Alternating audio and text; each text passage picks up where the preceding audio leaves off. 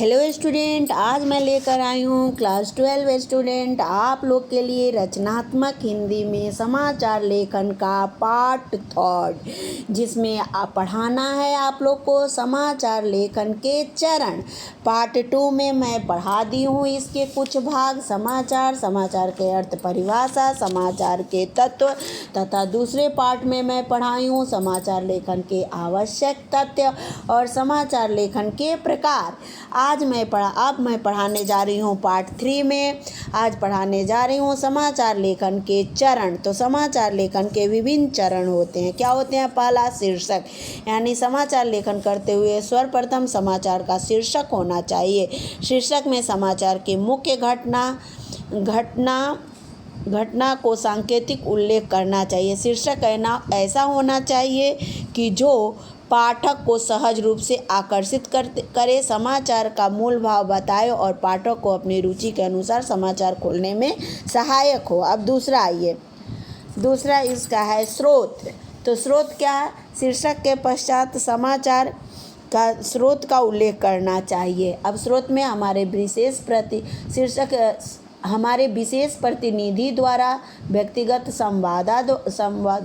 संवाददाता द्वारा, समाचार प्रदाता एजेंसियाँ और उसके वजह से समाचार ब्यूरो। ये क्या है? ये स्रोत है, कहाँ से इकट्ठा होता है। इसका मतलब यही स्रोत होता है कि हमारा समाचार के लिए की घटना संबंधित सूचनाएं कहाँ से इकट्ठा होता है, उसी को कहते हैं स्रोत। तीसरा क्या है इसका?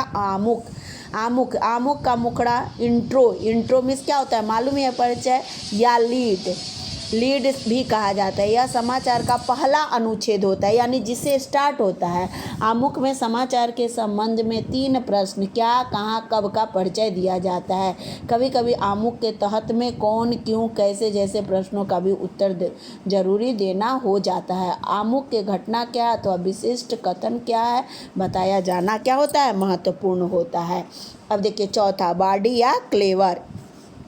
आमुख या इंट्रो के पश्चात समाचार का शेष भाग, जिसे बॉडी या समाचार का क्लेवर कहा जाता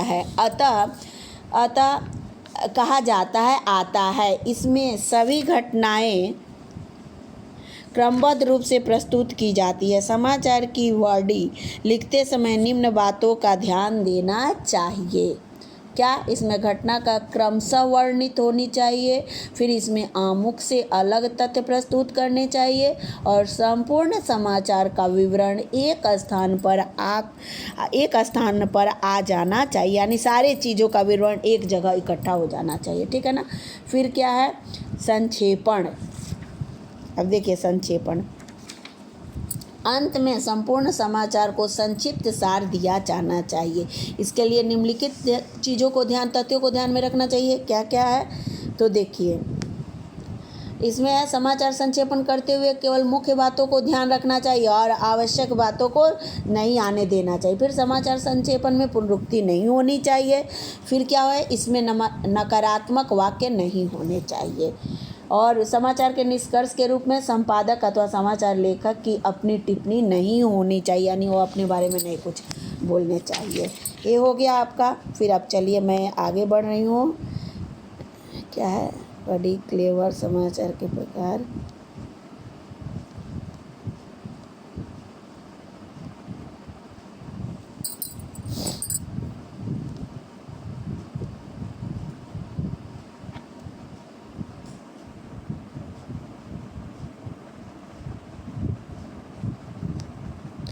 आप देखिए समाचार के प्रकार, यानी समाचार के कितने प्रकार होते हैं। आप लोग पढ़ते ही हैं या न्यूज़ भी स्कूल में जब बोल लेते हैं बच्चे प्रेयर के बाद, तो उसमें देखते हैं 4 न्यूज़ जरूरी होता है। कौन कौन से? राष्ट्रीय, अंतर्राष्ट्रीय, प्रादेशिक समाचार और स्थानीय समाचार। खेलकूद से भी आ जाता है, लेकिन उतना उसका महत्व नहीं होता है।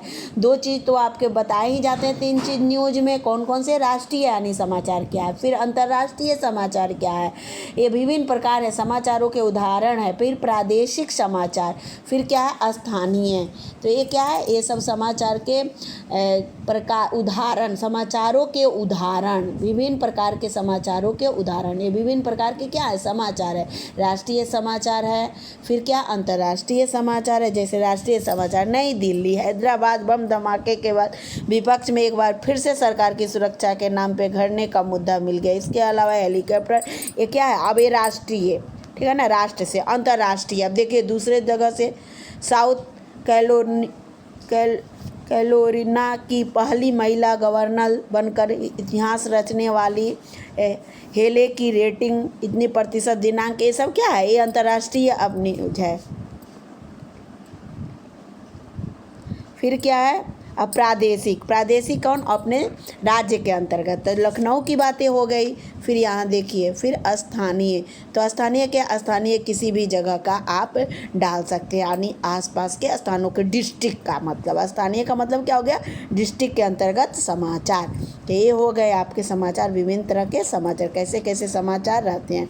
अब आइए इसके नोट्स यहाँ ध्यान दीजिए और आप अपनी कॉपी में नोट करेंगे। समाचार किसे कहते हैं, समाचार के ककारों पर प्रकाश डालिए। मैं बताई थी समाचार, तो हिंदी में प्रचलित समाचार अंग्रेजी शब्द के न्यूज का पर्याय है, और न्यूज जो चारों दिशाओं में, नॉर्थ, ईस्ट, वेस्ट, साउथ के नामों का संक्षिप्त रूप है।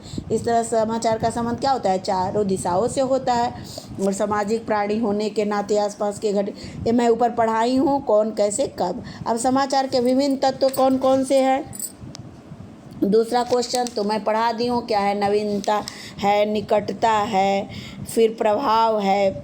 फिर नवीनता, निकटता, प्रभाव, ये क्या है, समाचार के विभिन्न तत्वों में किन्हीं 3 तत्वों पे विचार करना। तो 3 तत्व हो गए समाचार लेखन के। फिर समाचार लेखन से क्या अभिप्राय है, समाचार लेखन के प्रकारों का वर्णन करें। तो समाचार लेखन समाचार को लिखकर प्रस्तुत करने का ढंग है, और समाचार लेखन एक विशिष्ट कला है, ठीक है। फिर समाचार लेखन एक विशिष्ट कला है। फिर उसके बाद से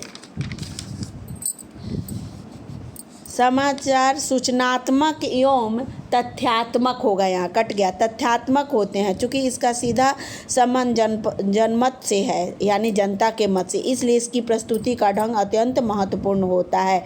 समाचार का प्रकार मालूम ही है, विलोमी और ऊर्ध्व स्तूपी, ये भी समझ गए। फिर समाचार का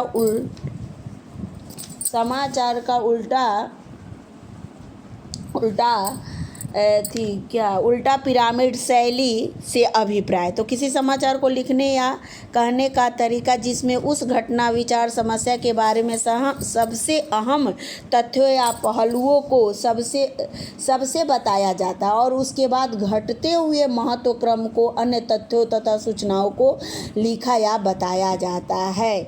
तो इस शैली के किसी घटनाक्रम, ब्यौरा, कालानुक्रम के बजाय सबसे महत्वपूर्ण तथ्य का सूचना शुरू होता है। तो ये क्या होता है, ये समाचार की उल्टा पिरामिड शैली कहते हैं, यानी ऊर्ध्व स्तूपी। ये क्वेश्चन आपका कंप्लीट हो गया। फिर चलिए क्वेश्चन क्या है, उल्टा पिरामिड सुविधा की दृष्टि से 3 भागों में।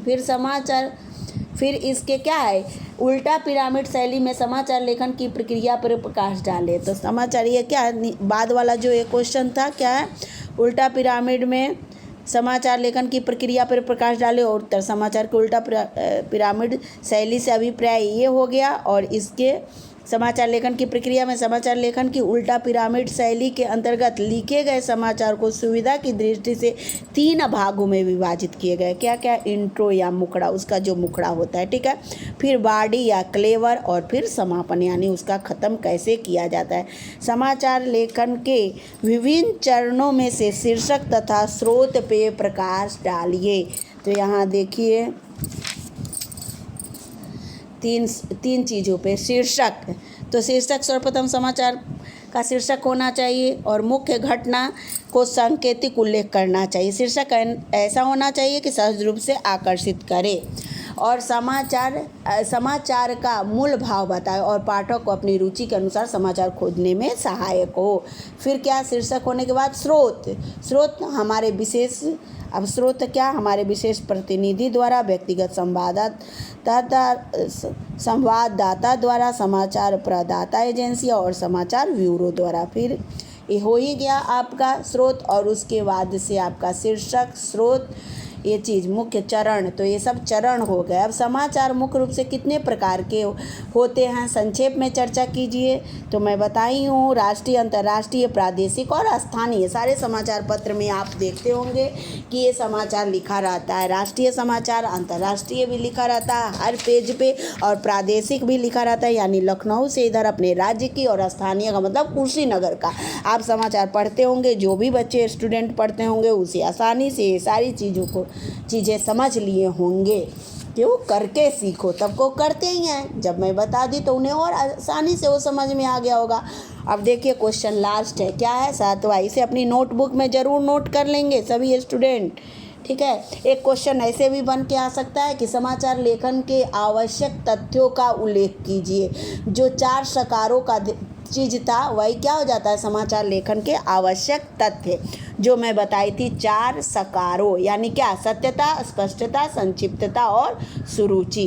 तो वो चीज़ हो जाएगा। और फिर जो मैं तथ्य बताई थी कि समाचार लेखन से पूर्व उसकी पृष्ठभूमि का ज्ञान होना चाहिए, समाचार प्राप्त होने के बाद उससे संबंधित पक्षों का। तो एक क्वेश्चन और बन सकता है जिसे आप अपनी कॉपी में नोट कर लेंगे कि समाचार लेखन हेतु आवश्यक तथ्यों का उल्लेख कीजिए। दैट्स ऑल, आपका ये समाचार लेखन का उल्टा पिरामिड और उसके प्रकार, समाचार के तथ्य सारे चीज़ ख़त्म हो गए। मैं उसके नोट्स भी यहाँ उपस्थित कर दी हूँ, आप इसे नोट कर लेंगे। और ये अब नेक्स्ट मैं मिलती हूँ वीडियो के साथ, उसमें आपको पढ़ाने होंगे बस आपके 11 का जो भी सिलेबस था, रचनात्मक और कार्यालय हिंदी, सब वही है, बस उसमें से जनसंचार के माध्यम में इंटरनेट, रेडियो, फिर उसके वजह से कंप्यूटर, मुद्रण, मैगजीन, हैंडबिल, इन सब चीज़ों को विस्तृत रूप में न पढ़ के केवल समाचार लेखन का विस्तृत रूप आपको क्लास 12 में पढ़ना। और एक न्यू चैप्टर आपको टॉपिक मिलेंगे, नाटक लेखन, कविता लेखन और कहानी लेखन। उसको मैं फिर वीडियो के साथ आपको बताऊंगी। That's all.